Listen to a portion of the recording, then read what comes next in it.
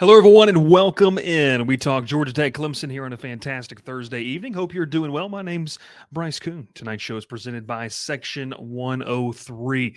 Running the show solo tonight. Ralph's not with us. He might roll in here in a little bit, but hey, we got a big game to talk about this weekend. I'm excited to talk with you about it as we get ready to talk. Look, Jackets, Tigers, a lot of different storylines, I think, in this game that we're going to get to tonight. But before we get started, I do want to make sure that you understand what you need to be doing. Um, look, you got to check out our folks over at Section 103. They do a fantastic job with the gear. Crowded booth, 10% off your order. They've got the coaches' hoodies. They've got the shirt that I'm rocking. You see right over on the right side. They've got some stuff on clearance, and they're always letting you vote on some of the newest merch that you can find. So find it over there, section103.com. All right, so we're going to talk a little bit about this football game. Brent Key talked obviously this week about what this game means as well in the grand scheme of things. We're going to get to some of your questions. We're going to get to some of your comments. I want to hear your thoughts on this matchup because I do believe that this is a game that Georgia Tech can win. The spread for me it's a lot of points. It's a lot of points. We talked about that last night of the show. This is a lot of points to go to, a team in Clemson that's really kind of iffy offensively at times, very inconsistent, but has a really good defense. I do understand that, but the way that Georgia Tech has played offensively over the past couple of weeks, it leads me to believe they're going to be able to score some points. And we're going to get into a prediction later on in the show of how I feel about how this game is shaking out. A couple of notes that I want to open up tonight's show about. Let's start with quarterback Haynes King. Haynes King, along with a guy that I cover also in Jaden Daniels, is one of two quarterbacks, him and Daniels, with 2,300 passing yards, 500 rushing yards, 20 touchdown passes, and 5 touchdown runs this season. He is one of only 3 ACC quarterbacks since 2000 to post those same numbers through a team's first 9 games. The only other 2 players to do it was Lamar Jackson in 2016 when he won the Heisman Trophy, and then North Carolina's Sam Howell in 2021. He's also spearheaded a turnaround of a Georgia Tech offense, and this is probably the most notable stat for me, that when you look at what King has been able to do offensively and what having a quarterback that can do a lot of different things for you, what that quarterback can do and do at a high level, they are 14th nationally in total offense, 465.3 yards per game. Just one season after ranking 114th. They have jumped 100 spots when you look at total offense from last year. It's I believe, the 4th highest change in the country from year to year. So, look, you can say what you want to say about Haynes King. The guy has been, that and more, and obviously still has some room to grow as well, I think, in a lot of different categories. But what we're seeing out of him this season is really, really a big piece. Staying on the offensive side of the football, Eric Singleton Jr., a guy who I think is definitely a freshman All-American candidate.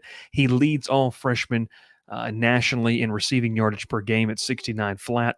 He's tied for the National League with 6 touchdown receptions. He leads all true freshmen nationally and is tied for first among all ACC players with 11th. Is tied first of all, is tied 11th nationally with 3 catches of 50-plus yards, which is a really, really specific stat. 6 touchdown receptions, that is just one shy of Georgia Tech freshman record held by Calvin Johnson in 2004 and Amarian Brown in 2019. They've also been helped by a group that this is really kind of interesting, this offensive line, because at times we've seen them look, kind of iffy. But I think we're able to attribute that to more just really good defenses they've played at times. This is a rushing attack that ranks 13th in the country with 204 yards per game they average on the ground. For Georgia Tech, in the sense, I do want to preface that with saying Haynes King is doing a lot of that on his own, which, is big for them. You take a look at the fewest sacks allowed. That's Georgia Tech ranking at 6th. They're averaging less than 1 sack per game given up as an offensive line group. So there's a lot of things to really, really like about what this team has been able to do offensively. You have a guy like Ethan McKinney, who's been a nice piece for them, Weston Franklin, in the middle that I think has just shown a lot of improvement. So I really, really like what they've been able to do from an entire outlook of moving from one year to the next offensively and getting that identity. They've done a great job with it. And so it brings me to my first point here today is that Haynes King is going to have to ball out. If they want to win this football game, we're going to put it like that right there. We're going to go all caps with this one. Haynes King's going to have to ball out if they're going to win this game. You look at what Haynes King has done, his ability to lead the team down the field, to be that point guard. One thing, too, if you read the 24/7 Sports national article that Chris Hummer did, which is, I think, a fantastic piece on the growth and development of behind the scenes that, is really cool to see a guy that probably it came in with some mechanical issues and maybe he's gotten those fixed. I think that's been really, really good to see. Uh, Overall, with what King has been able to do, he's going to have to ball in this football game. Clemson, enters this game probably not going to see two of their defensive backs. They probably will get back. And that's safety Sheridan Jones and cornerback Jalen Phillips are going to be out for this game. RJ Mickens could come back. Tyler Venables could come back. And then defensive end, a veteran guy, Justin Maskell, is another player that could come back in this football game. And that could be a really, really big piece for them defensively. Look, it's a good defense. I mean, Clemson is got a really, really good defense. They've got some veteran talent. You know, you look at what some of the numbers here I've got written down. They're just relinquishing in the top half of the country, 21 points per game. That's good for 37th.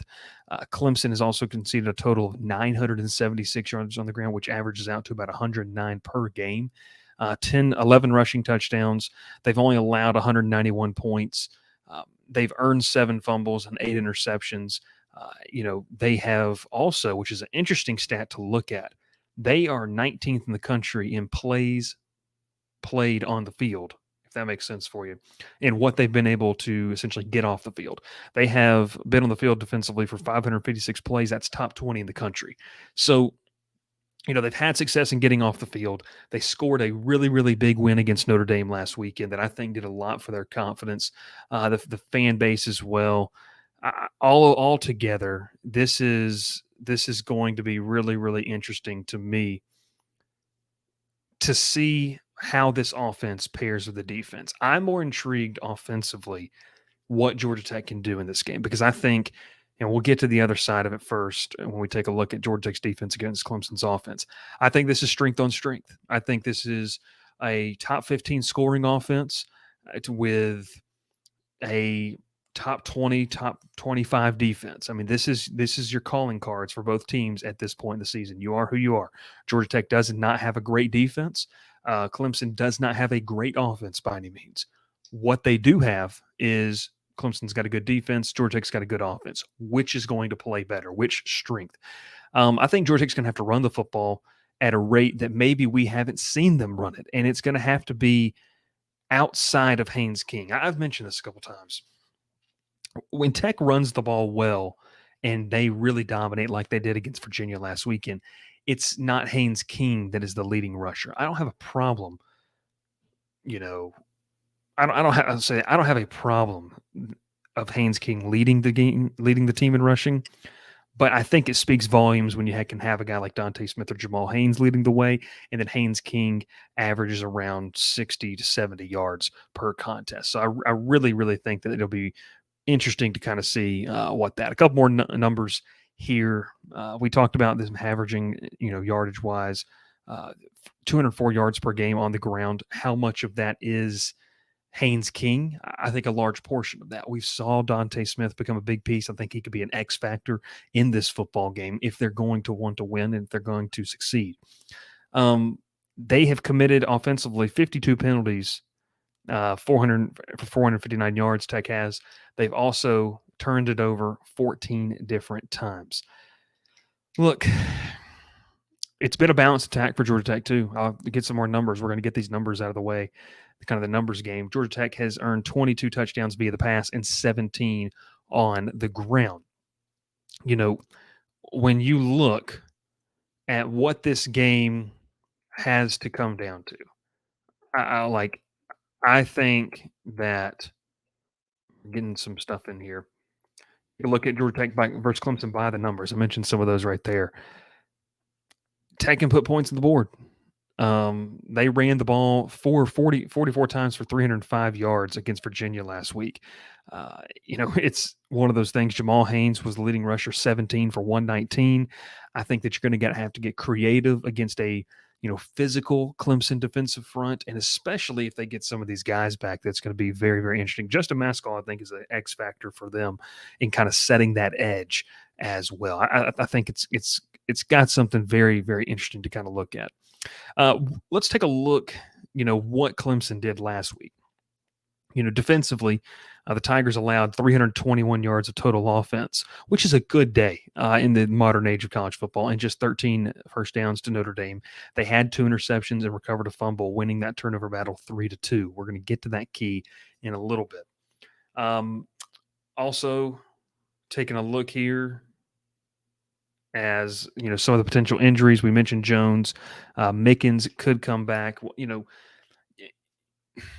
Teams are who they are now at this point in the season. There's nothing that's really, really going to surprise you. I think there's nothing that's really going to strike iron, I would say, in this matchup. I think when you look offensively and defensively at this game, it's strength on strength, like I said. Now, when you move over to the other side of the football, it's for me where Tech's defense has to play at a high level. Like Clemson's offense is not going to light you up by any means.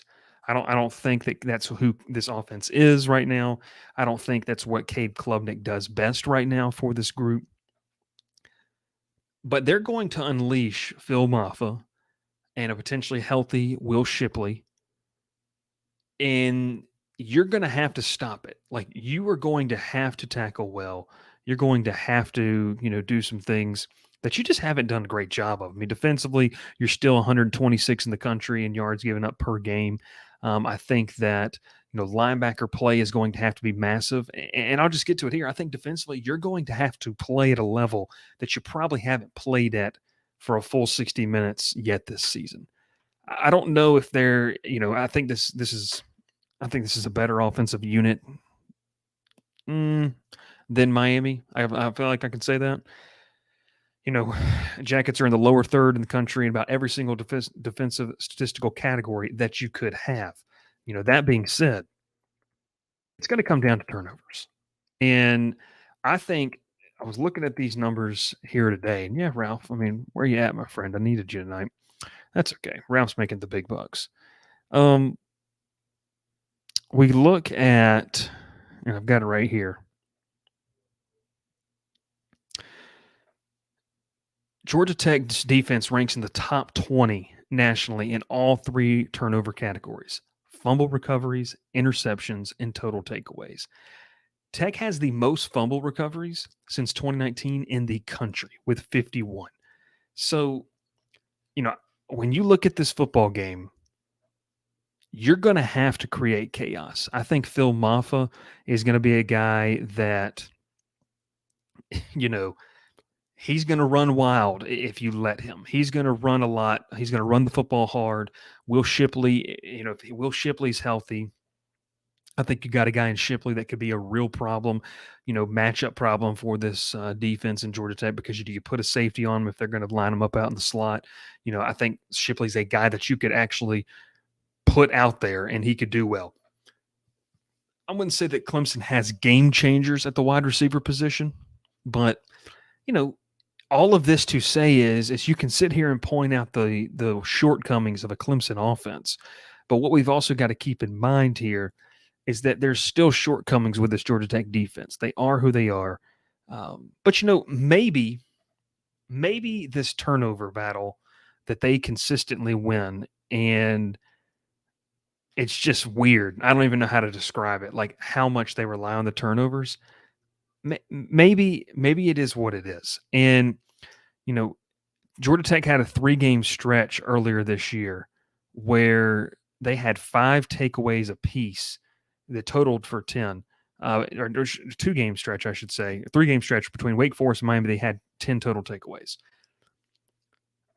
Can you replicate that on the road at Clemson? Can you force Cade Klubnik into some bad decision making? You might be able to. Can you strip the ball away from Phil Maffa or Will Shipley? I don't know. Those guys are pretty good at protecting the football. I think this is a game where the pass rush is going to have to play a big role. You're going to have Kyle Kennard. And, you know, if I'm Clemson's offensive line in the pass pro, I am going to try to eliminate Kyle Kennard. The question mark, and it's been for Georgia Tech kind of all season, is who's going to be on the other side that really makes an impact. Getting Eddie Kelly back last week against Virginia really, really helped. Can Kelly be that guy? We will see, because you haven't really had a full 60 minutes except for 2 games this year that you could really look on. Wake Forest and Virginia defensively, where you've been able to do that. And I think this Clemson offense, although it's very, very inconsistent, we'll see. It's inconsistent. I just think that this is a group that you really got to do a lot against. We'll take a little more numbers look at the Clemson offense. Clemson ranks 59th in the country in scoring, just above average, 29 points per game. They're about average in yards gained per game, 402 mark right there. The offense has compiled 351 yards of penalties. It's just one of these offenses that I think they're going to have to get back to the drawing board and make sure they've got the Jimmies and Joes, the personnel-wise, to do what they want to do, what Garrett Riley wants to do as OC there. I think that there's a lot of things in this football game where you can point to, if Clemson hits this or if they hit that, they're going to win the football game. And that's probably why the spread is what it is, because of the potential of this Clemson offense. Because if it does hit, they've got a good chance. And I think that the biggest weakness on the field on Saturday is going to be Georgia Tech's defense in this football game. So if that's the perceived notion of what it is, then it makes sense why this is a 2-score, line, why this is a lot of different things. Altogether, I think this game's going to be interesting. Now let's get to a portion here of the show where we take a step back from the numbers and we just kind of talk here about what this game means. Brent Key alluded to this earlier in the season, or earlier in the week, I should say. And, the jokes aside about what Clemson is and what they can do, this is a team, this is a group that has been the standard of the ACC for the past decade. It's the, what everyone has wanted to build to be. It's what Florida State made the moves that they made the portal to knock off and knocked on and down off the top of the totem pole. So Georgia Tech has a chance here to go beat what has been the class of the conference over the past 10 seasons. Clemson, although this is a down year for them, I think Clemson fans would, agree this is not the season that they wanted. I think also they would agree too, if they lose this game, you're going to hear a lot of excuses. What I would say to this, it doesn't really matter. What this team needs to do and what this group needs to do is they have got to be able to meet the challenge head on up there at Memorial Stadium. Yes, Clemson's still the class of the conference. This is still a talented team, although the record doesn't show it. I think that this team is probably a little bit better than 5-4. Not much better. I'm not talking about a 10-win team, but I think they're a 9-3 team. I think they still have a lot of talent. You're going to have to slow down, like I said, Phil Maffa. They've got a lot of confidence. That fan base needs to win this game. Dabo Swinney needs to win this football game, and you're going to be facing a motivated bunch. Now, all that to say, Georgia Tech going to be motivated to go up there and, like I said, knock off what has been the class of the ACC for the past decade. This has been the benchmark, and here's a chance for Georgia Tech to go and face the benchmark of this conference. Records aside, that logo, the color scheme, that stadium has been the cream of the crop here for essentially the past decade in the Atlantic Coast Conference. Can you go there and knock them off? I don't care what records are. I think there's a lot of pride at stake in this football game because Clemson doesn't want to lose to Georgia Tech, and Georgia Tech is smelling blood in the water with their best team and Clemson's, sea level team with what they've been playing. So I think it's this is a game that means a lot. And I think it's gonna be high emotions as it should be. I mean, I think we're gonna see, ABC, ESPN cut to another emotional pregame speech from Brent Key. But I do think that this game is winnable. The spread is pretty large in the fact that it's still and y'all correct me if I'm wrong here. This is still a 13. What do we have here? 14 and a half point spread, something along those lines. I know we looked at it last night. I don't know. I think that this game is going to be very interesting. I got GT Bow 190 down there saying 14-point spread. So I think this game has a lot of potential to be one where you get to measure yourself. Where are you at as a program? Where are you at from understanding the philosophy of what you want to be under Brent Key? And where you are in the pecking order of the ACC? Yes, it says you're third, but this would be, I don't want to say changing of the guard or anything like that. I don't think this knocks Clemson. A loss for the Tigers knocks Clemson maybe completely out of the running of what they want to be in the future. But what I do think is that this is a game that Georgia Tech can measure who they are under Brent Key. I want to get to a couple more stats before I get my final thoughts and predictions. Make sure to get your predictions in there as well. Georgia Tech has lost 8 in a row overall to the Tigers, dating back. The last one was in 2014, where they won 28-6 in Atlanta. They have lost 7 straight at Clemson Memorial Stadium, dating back to when they had in 2008, when they won 21-17. This is a chance to break a streak if they can do just that. So that's a couple of the numbers. Clemson's the 4th most common opponent in Georgia Tech history. You're not going to get this game. You don't really know. But here's another key stat. Georgia Tech is 4-2 against ranked opponents under head coach Brent Key, including a 4-0 record against ranked ACC opponents. 3 of the 4 wins have come on the road. They're 2-1 this year against ranked opponents. The only loss there being to Ole Miss. There's a lot of things that you can look and see about this team that tells you just different things. You can look at the markers, you can look at the stats. I think overall, we sit here tonight, and this is what we say. Here's the prediction. I think Georgia Tech is going to have a great opportunity to go on the road and win this football game. I think that there is a path to them winning this football game. I think that offensively, this is going to be a very nice test for them against a good Clemson defense of what you can do and where does this come into play, going forward? Because is this just a, couple games against some bad teams that you've had, great offensive outputs, but now you face a team that's, maybe in the upper half of the entire country, and now let's see what you do. So here we go. I'm taking Georgia Tech to cover. I'm taking Clemson to win. I think Clemson wins this football game. I do. I just think that offensively, they're going to be able to lean on the ground. If Georgia Tech can play out of their minds defensively up front, I think that's going to change some things. But I've got Clemson winning this one in a close one. Take Georgia Tech to cover. I think that the point spread is ridiculous.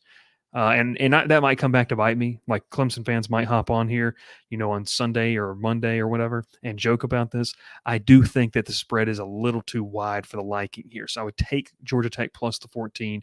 I'm taking Clemson to win a close one. I just think they're going to be able to make more plays late in the football game. They're a little more battle tested.